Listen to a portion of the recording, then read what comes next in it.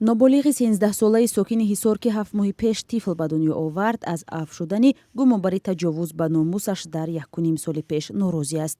ӯ мегӯяд ҳукми додгоҳ дар баробари нафари озори ҷинсӣ додааш ғайриинтизор буд. суд пурсид ки ту дагуҷо кади дагуҷо монди. Ман гуфтам фалон ҷо да кати ман маҷбури хови хес кам я беҳушӣ беёд кард дапай гарданам зад ҳаминтари кор кам гуфтам фалон кардум.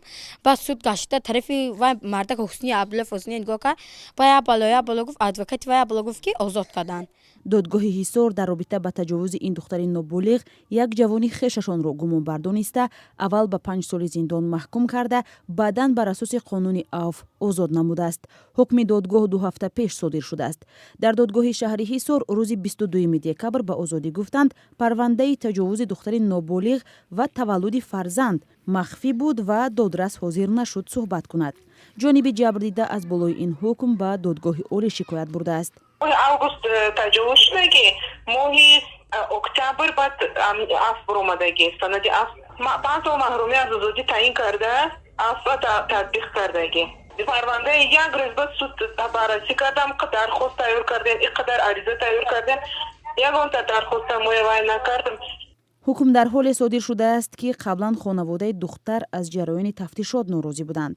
онҳо гуфта буданд парвандаи марди гумонбар аз банди таҷовуз ба номуси ноболиғ ба банди робитаи ҷинсӣ бо шахсе ки ҳанӯз ба 16 нарасидааст иваз шудааст ва он ҷазои сабуктар дорад.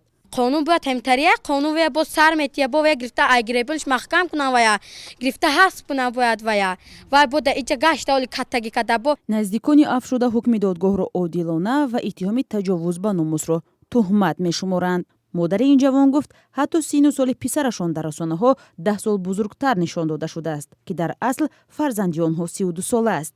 санҷиши ДНК ҳам падарии ин ҷавонро ба тифл муайян накардааст. бунёди ташаббуси ҳуқуқӣ мегӯяд дар соли 2020 танҳо ба созмони онҳо 12 парвандаи ҷиноятӣ марбут ба таҷовузу дигар ҳаракатҳои бадахлоқона нисбати ноболиғон дастрас шудааст.